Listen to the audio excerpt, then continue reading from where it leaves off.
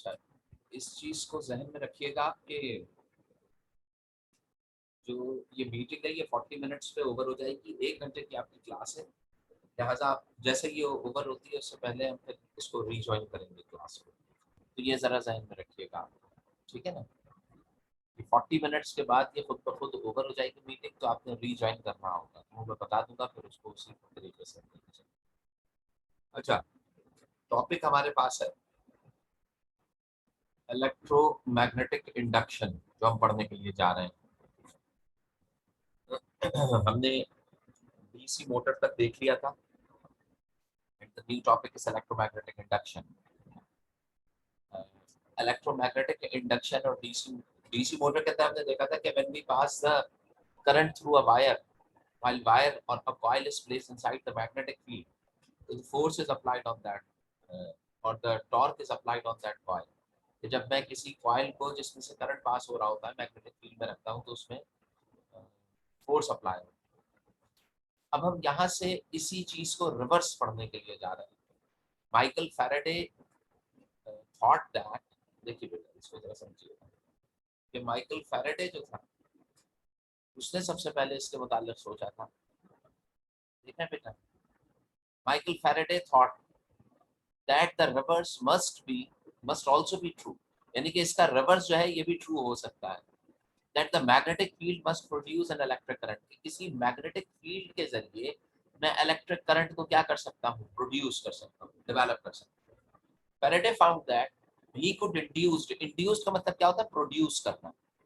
Induced electric current का मतलब क्या है, इलेक्ट्रिक करंट को जनरेट करना।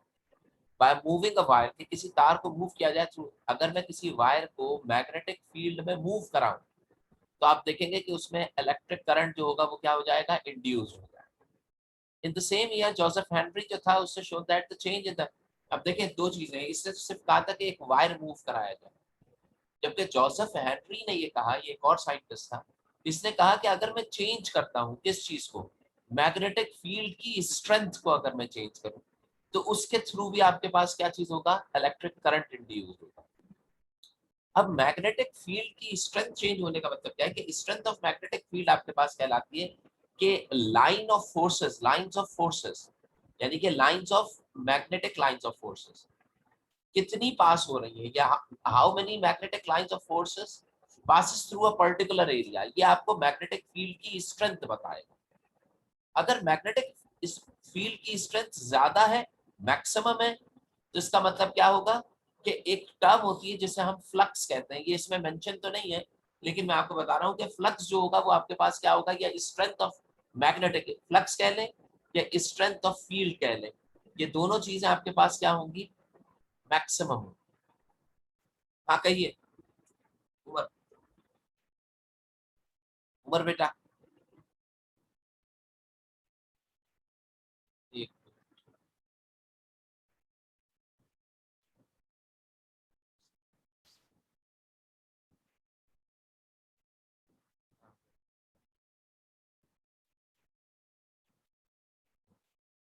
अच्छा खैर, या अहमद फराज बेटा आवाज आ रही है आपको?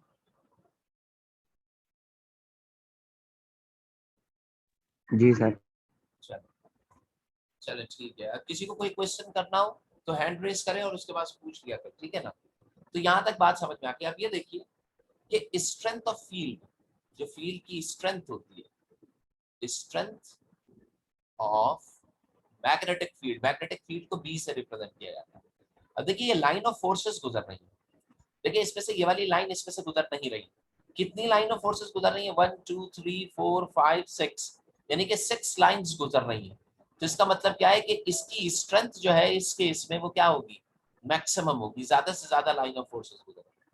अच्छा, अगर मैं इसी को अपने एक्सिस के ऊपर क्या कराऊं, रोटेट कराऊं, घुमाऊं, और ऐसे घुमाऊं कि यहाँ पे ये वाली चीज जो है ये इसके कैसे रखी गई है, परपेंडिकुलर रखी गई है।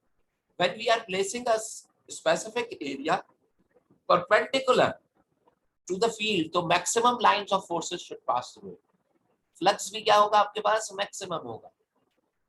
समझ में आ रही बात? यानी कि अगर मैंने कोई लूप रेक्टेंगुलर कॉइल ले लिया और उस कॉइल को मैग्नेटिक फील्ड के परपेंडिकुलर रख दूं तो आप देखेंगे कि उसमें मैक्सिमम लाइंस पास होंगी, इसका मतलब क्या है, इसका फ्लक्स भी क्या होगा, मैक्सिमम। सपोज इसका फ्लक्स है 6। अभी बताइए अगर मैं इसको आहिस्ता आहिस्ता रोटेट कराता जाऊं, परपेंडिकुलर से पैरेलल की तरफ जाऊं, तो जैसे जैसे मैं कम करता जाऊंगा लाइन ऑफ फोर्सेस भी कम होती जाएंगी। And when this plane is parallel, यहाँ पे क्या हो गई, ये प्लेन पैरेलल हो गई। जब प्लेन पैरेलल होगी तो आप देखेंगे कि लाइंस ऑफ फोर्सेस जो इस प्लेन में से पास हो रही होंगी वो अप्रोक्सीमेटली क्या हो जाएगी, 0। अभी देखिए कोई भी लाइन इस प्लेन में से पास नहीं हो रही, जिसका मतलब क्या है कि यहाँ पे फ्लक्स आपके पास क्या आएगा, या स्ट्रेंथ ऑफ द फील्ड क्या आएगी, 0 आएगी। यानी कि फील्ड की स्ट्रेंथ इस वाले केस में आपके पास 0 होगी, और इस वाले केस में आपके पास क्या होगी, मैक्सिमम। तो बताओ जब मैंने इसको परपेंडिकुलरली हेल्ड किया हुआ है, तो इसका मतलब क्या है कि मैक्सिमम, ये लाइन ऑफ फोर्सेस गुजर रही है। अब मैंने और कम किया तो और कम हो गई लाइन ऑफ फोर्सेस, और एंगल कम किया, और करते करते जब मैं 0 पे लाया तो लाइन ऑफ फोर्सेस क्या हो गई, 0 हो गई। So that is how if we place a coil inside the magnetic, अगर मैं एक कॉइल को मैग्नेटिक फील्ड में रखूं और रख के उसको इस तरीके से घुमाऊं, तो घुमाने से क्या होगा, मैग्नेटिक फील्ड की स्ट्रेंथ जो पहले मैक्सिमम थी वो 6 से कम होकर 5 होगी, 5 से 4 होगी, 4 से 3, 2, 1, और फिर क्या हो जाएगी, 0 हो जाएगी। यानी कि कॉइल की रोटेशन से, कॉइल को हिलाने से, घुमाने से फील्ड की स्ट्रेंथ जो होती है या फ्लक्स जो होता है वो क्या होने लगता है, चेंज होने लगता है। देखिए आगे ये कह रहे हैं, देखिए बेटा इसको पढ़ें। The strength of the magnetic field is defined as the number of magnetic lines of forces. Strength of magnetic field को कैसे डिफाइन किया जाता है, कितनी line of magnetic line of forces pass हो रही हैं किसी पर्टिकुलर सरफेस से।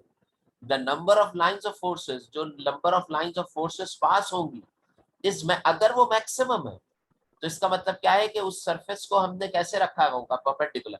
अगर सरफेस परपेंडिकुलर है तो maximum lines of forces pass होंगी, और मिनिमम कब पास होंगी, जब सरफेस जो होगी वो क्या हो जाए, held parallel to the magnetic line of forces, parallel होगी। इस केस में आ जाएंगे, ये वाला केस होगा तो मिनिमम होगा, ये वाला केस होगा तो मैक्सिमम। ठीक है बेटा, तो ये आपको पता होना चाहिए कि यहाँ पे इस वाली परपेंडिकुलर केस के अंदर फ्लक्स मैक्सिमम है और यहाँ पे फ्लक्स मिनिमम। अब देखें आगे आपसे ये कह रहे हैं, नेक्स्ट जो है आपका वो कहला रहा है, देखें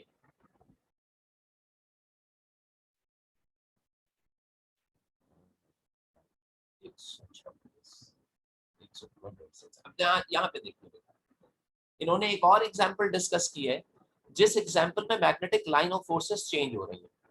अब देखें यहाँ पे ये कॉइल मैंने ले लिया, एक लूप ले लिया, एक लूप को कांस्टेंट इसी जगह पे स्टैटिक रखा है। अब मैं मैग्नेट को क्लोज लेके आ रहा हूँ, इस मैग्नेट को करीब ला रहा हूँ। देखें अभी जो है ये इस पर्टिकुलर एरिया में से सिर्फ 4 लाइंस ऑफ फोर्सेस पास हो रही है, लेकिन जैसे ही मैं मैग्नेट को इसके करीब ले आऊंगा कॉइल के, तो आप देखेंगे कि लाइंस ऑफ फोर्सेस की तादाद, मिकदार जो है वो क्या हो गई है, that is increase. Let's suppose कि यहाँ पे कितनी हो गई, 8, पहले कितनी थी, 4। यहाँ पे स्ट्रेंथ ऑफ फील्ड कम है, लेस है, और यहाँ पे मैक्सिमम है। तो मिनिमम से मैक्सिमम का मतलब क्या है कि यहाँ पर भी मैग्नेटिक लाइन ऑफ फोर्सेस क्या हो रही है, चेंज हो रही है। तो चेंज होने का मतलब क्या हुआ कि अगर आपके पास, if we are moving this magnet, magnetic line of forces is going to be changed. If we move this coil relatively, तो coil देखिए इससे ऊपर वाले केस में मैंने coil को रोटेट करा रहा हूँ, मैंने इसको पहले परपेंडिकुलरली हेल्ड किया था और फिर जब मैंने इसको रोटेट करा के पैरेलल किया तो लाइन ऑफ फोर्सेस चेंज हुई। यहाँ पे चाहे आप इस कॉइल को आगे पीछे कीजिए, अगर मैं कॉइल को to and back and forth move कराता हूँ तो भी लाइन ऑफ फोर्सेस, दूर लेके जाऊंगा तो रिड्यूस हो जाएगी और करीब लाऊंगा तो इंक्रीज होगी। तो इसका मतलब क्या है, चाहे मैं मैग्नेट को मूव कराऊं या चाहे मैं कॉइल को मूव कराऊं, दोनों सूरतों में मैग्नेटिक लाइन ऑफ फोर्सेस की स्ट्रेंथ जो होगी वो क्या होगी, चेंज हो जाएगी। और ये मैं बार बार क्यों कह रहा हूं कि मैग्नेटिक लाइन ऑफ फोर्सेस की स्ट्रेंथ को मैंने चेंज करना है, कि when we change this strength of the magnetic line of forces, the current is induced in this loop और अ कॉइल। जो भी कॉइल होगा उसमें करंट जो होगा, आई करंट इंड्यूस जो होगा, that is due to the change in the strength of the magnetic field. तो देखिए बेटा यहाँ पे इन्होंने एक्टिविटी दी हुई है, देखें this means that we can change. अब यहाँ पे क्या कह रहा है, इसका मतलब क्या हुआ कि we can change the number of lines of forces through a coil by moving it in the magnet। अगर मैं कॉइल को मैग्नेटिक फील्ड के अंदर ले आऊंगा तो वो चेंज हो जाएगी, यानी कि बढ़ जाएगी, और जब मैं दूर लेके जाऊंगा तो कम हो जाएगी। दिस इज यही वो बेसिक प्रिंसिपल है जिसकी बेस के ऊपर आपके पास क्या चीज प्रोड्यूस होती है, इलेक्ट्रिसिटी प्रोड्यूस होती है, यानी कि प्रोडक्शन ऑफ इलेक्ट्रिसिटी जो है वो इसी बेसिक या मेजर प्रिंसिपल के ऊपर चलता है। अब यहाँ पर आपके पास क्या दिया हुआ है कि ये एक्टिविटी एक और दी हुई है, इस एक्टिविटी के थ्रू भी आप ये देख सकते हैं कि करंट इंड्यूस्ड कैसे हो रहा है। देखिए ये लूप तो बन रहा है, लेकिन करंट इंड्यूस करने के लिए इन्होंने एक और मेथड दिया है कि we are just placing a wire inside the field. मैंने एक तार को फील्ड के अंदर, देखिए नॉर्थ टू साउथ फील्ड रखी है, और इस तार के दोनों एंड्स को मैंने गैल्वेनोमीटर से कनेक्ट कर दिया। अब ये बताइए, अगर मैं इस वायर के ऊपर झटका मार के इसको नीचे की तरफ लेके जाता हूँ, ये फोर्स जो लग रही है वो डाउनवर्ड्स डायरेक्शन में। तो मैंने आपको बताया था कि डायरेक्शन फाइंड आउट करने के लिए राइट हैंड रूल इस्तेमाल करें। कौन सा रूल? Right hand rule. और राइट हैंड रूल आपके पास क्या कहता है? क्या right hand Fleming's right hand. बताइए, आप अपनी फिंगर्स को, राइट हैंड की फिंगर्स को नॉर्थ से साउथ की तरफ रखेंगे, यानी कि ये आपके पास फर्स्ट फिंगर होगी नॉर्थ टू साउथ। अब ये ऐसे बन सकती होगी, ठीक है। फोर्स कहाँ लग रही है? डाउनवर्ड साइड, यानी कि आप अपने जो अंगूठा होगा सीधे हाथ का, उसको आप क्या रखेंगे? नीचे की तरफ रखेंगे। तो आप देखेंगे कि आपकी जो फर्स्ट फिंगर होगी, अगर आप इसको इस डायरेक्शन में रखते हैं, तो फर्स्ट फिंगर जो होगी वो उसकी डायरेक्शन जो होगी वो इस डायरेक्शन में आ जाएगी। ये जब हम फिजिकली लेक्चर स्कूल में जब मैं दूंगा तो आपको ज्यादा बेहतर तरीके से आपकी वीडियो में समझ में आएगा। करंट जो होगा वो इस डायरेक्शन में, यानी कि if we move in downward direction, current flow from point A to point B, A से बी की तरफ फ्लो करेगा, ठीक है। अगर मैं इसका झटका ऑपोजिट दूं, यानी कि अगर मैं फोर्स अपवर्ड्स लगाऊंगा, यानी कि यहाँ पे मैं दरमियान में रख के नीचे की तरफ ला रहा हूँ, तो करंट ए से बी की तरफ जा रहा है। अगर मैं यहाँ से रख के ऊपर की तरफ फोर्स लगाऊं, इसको बाहर लेके आऊं, तो आप देखेंगे direction of flow of current क्या हो जाएगा? चेंज हो जाएगा।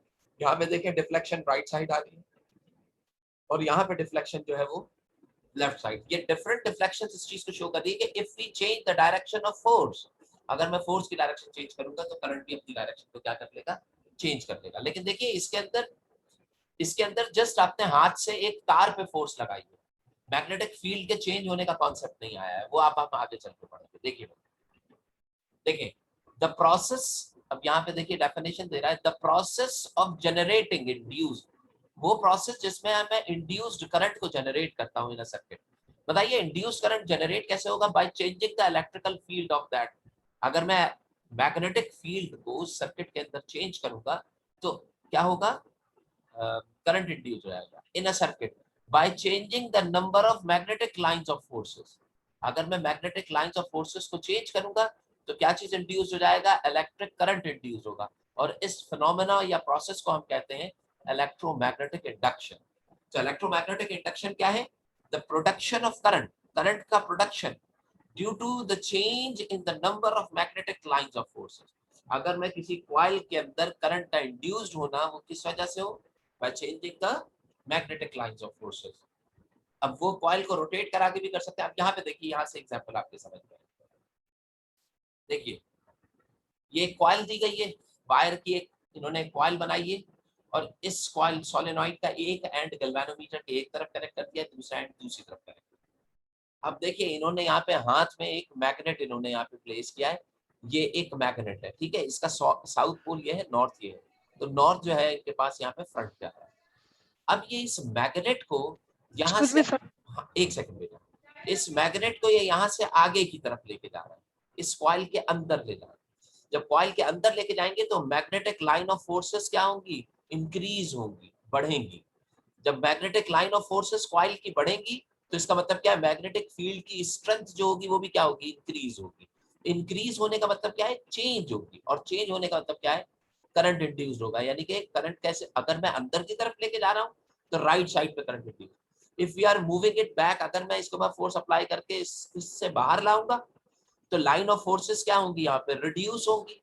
रिड्यूस होने का मतलब क्या है? कि अभी भी चेंज होगा, करंट इंड्यूस्ड होगा, लेकिन उसकी डायरेक्शन क्या होगी? Just opposite. यहाँ पे राइट वर्ड होगी और यहाँ पे लेफ्ट वर्ड। हाँ कहिए कहिए सर।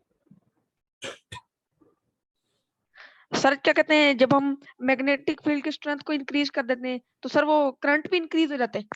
मैग्नेटिक फील्ड की स्ट्रेंथ को नहीं, करंट जो आपके पास कॉइल के अंदर जनरेट होता है। मैंने सबसे पहले क्या बताया? करंट जनरेट होता है कॉइल में।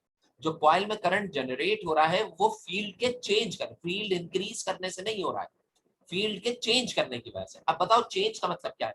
अगर फील्ड 10 है और कम होके 10 होके 5 हो जाती है, तो ये चेंज आ रहा है, कितने का चेंज आया 5 का। और अगर 10 है और 10 से कम होके 7 हो जाती है, अब चेंज कितने का आया है 3 का। तो बताइए दोनों में चेंज आ रहा है, चेंज ज्यादा किस में आ रहा है 5 में आ रहा है। तो इसका मतलब क्या है कि जितना ज्यादा चेंज होगा उतना ही ज्यादा इंड्यूस्ड करंट प्रोड्यूस कर पाऊंगा। अमाउंट ऑफ फील्ड कितनी मैक्सिमम है इससे कोई गर्ज नहीं मुझे। व्हाट वी आर कंसीडरिंग कि how much current, how much field is decreasing, how much field is changing in the by changing the orientation of magnet and the coil with respect to each other. अब ये मुझे बताइए कि इस case में मैं magnet अंदर ला रहा हूं तो इसका मतलब क्या है, फील्ड इंक्रीज कर रही है, करंट इंड्यूस हो जाएगा। मैं बाहर लेके आऊंगा तो भी करंट इंड्यूस होगा, लेकिन अब उसकी डायरेक्शन जो होगी वो ऑपोजिट होगी, जस्ट चेंज होगी। जिसका मतलब क्या है, करंट मैग्नेट अंदर लाऊंगा तो इसमें करंट यू फ्लो करेगा, बाहर लाऊंगा मैग्नेट तो करंट यू फ्लो करेगा। सही। अच्छा, इसके अंदर दूसरी चीज ये है कि मैग्नेट को यहीं रखूं अगर मैं, और कॉइल को टू एंड फ्रो मूव कराऊं, ये जो कॉइल दी गई है अगर मैं इसको करीब लेके आऊं तो भी आप देखेंगे कि कॉइल जब करीब आएगी तो relatively magnetic line of forces बढ़ जाएंगी या कम होंगी, जिसकी वजह से भी करंट जो होगा वो इसमें इंड्यूस। तो एक चीज जहन में रखें, करंट इंड्यूस्ड कब होता है।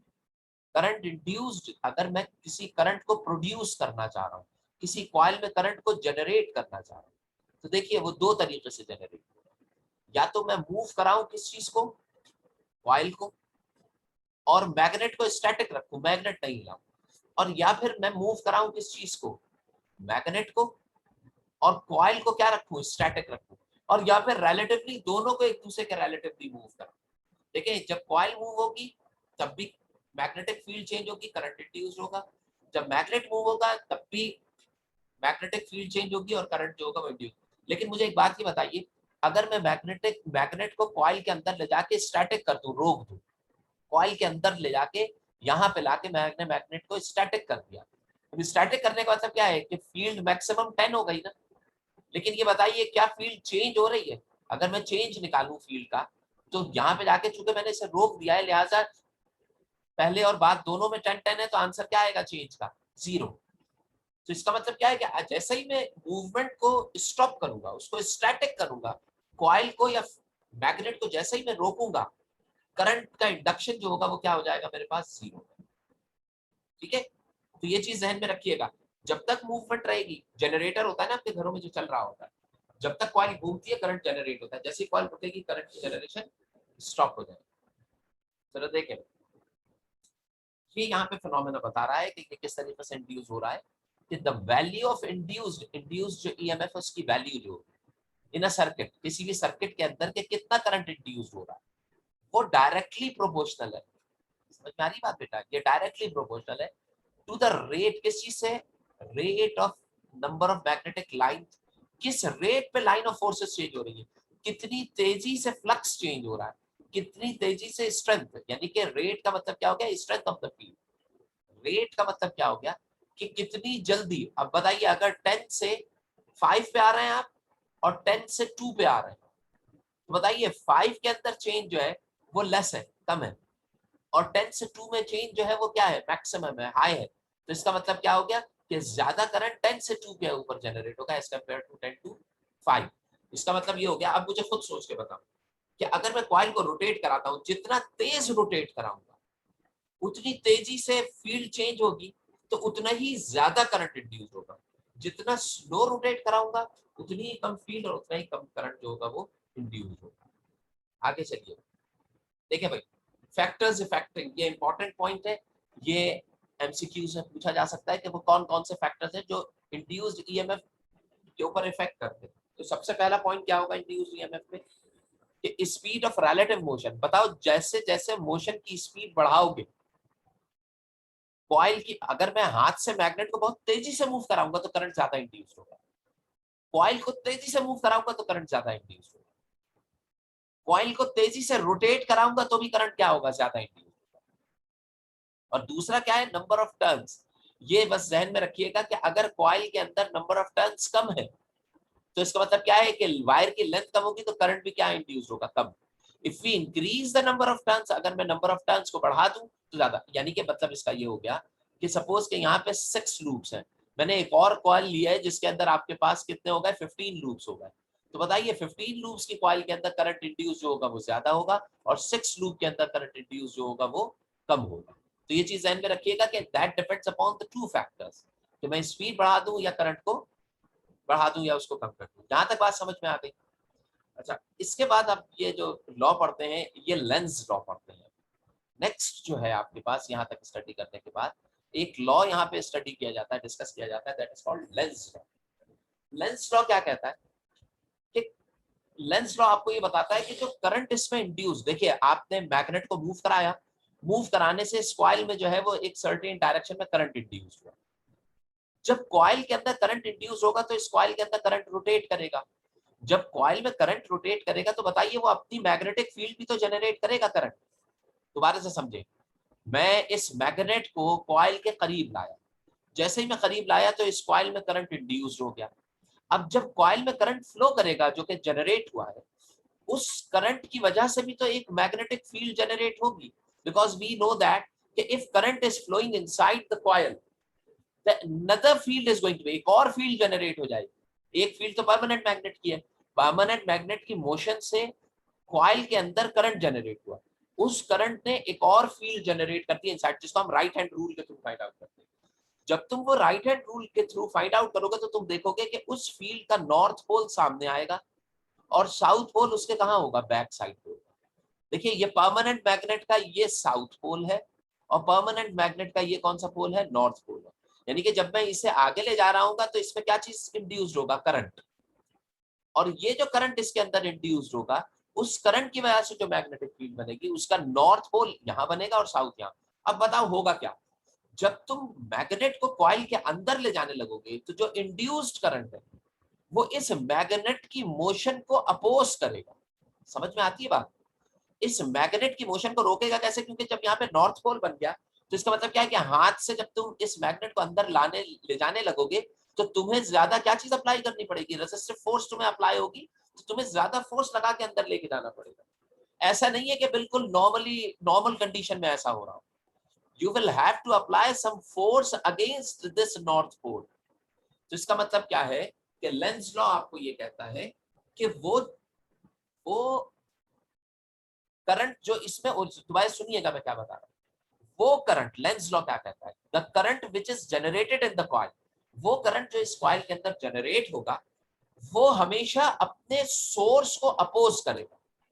जो सोर्स उसे जनरेट कर रहा है उसके ऑपोजिट डायरेक्शन। अब मसलन देखिए, मैं इसी चीज को थोड़ा सा यहां पर भी डिस्कस करते हैं। देखिए अब मैं क्या कर रहा हूं कि इस कॉइल को यहां से, इस वाले हिस्से में, यहां से इस नॉर्थ साउथ पोल को बाहर लेके आ रहा हूं। जब मैं बाहर लेके आऊंगा तो देखिए पहले करंट की डायरेक्शन सपोज ऐसे थी जो ओरिजिनेट हो रहा था, जब मैं बाहर लाऊंगा तो करंट की डायरेक्शन क्या हो जाएगी, ये हो जाएगी। जब करंट की डायरेक्शन चेंज होगी कॉइल में, तो जहां पे नॉर्थ बन रहा था वहां पे क्या बनेगा, साउथ, और जहां पे साउथ बन रहा था वहां पे क्या बनेगा, नॉर्थ।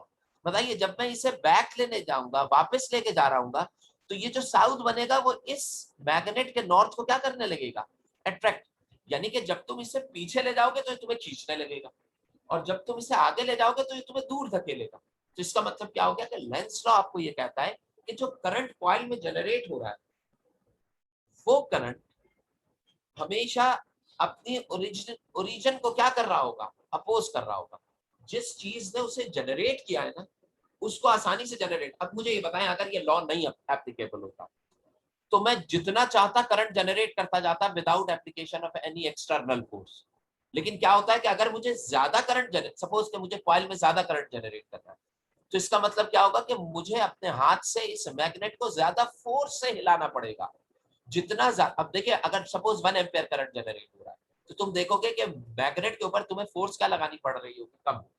लेकिन अगर तुम देख रहे हो कॉइल में 5 एम्पियर करंट जनरेट हो रहा है तो तुम्हें यहाँ पे फोर्स भी 5 एम्पियर के बराबर अप्लाई करनी पड़ेगी।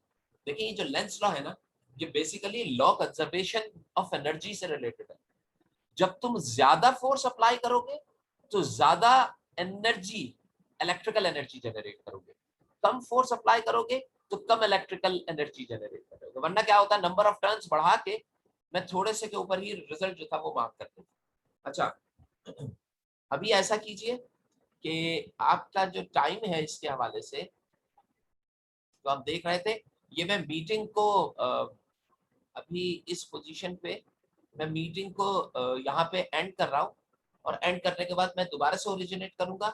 आप लोग दोबारा से इसको लिंक कीजिए और फिर यहीं से हम इसको आगे कंटिन्यू करेंगे। 16 पार्टिसिपेंट्स हैं, कोशिश कीजिएगा कि सबके सब मौजूद हो। आप लोगों को बात समझ में आई? कोई क्वेश्चन दोबारा से लॉगिन करने के लिए हो तो मुझसे कर लीजिए, मेरे ख्याल में करने की जरूरत नहीं है। मैं इसको स्टॉप कर रहा हूँ और दोबारा से लॉगिन करूंगा। फाइल सेव हो रही है, इस वजह से हो सकता है 1 से 2 मिनट लगे। आप लोग जल्द से जल्द लॉगिन कीजिएगा। ठीक है बेटा?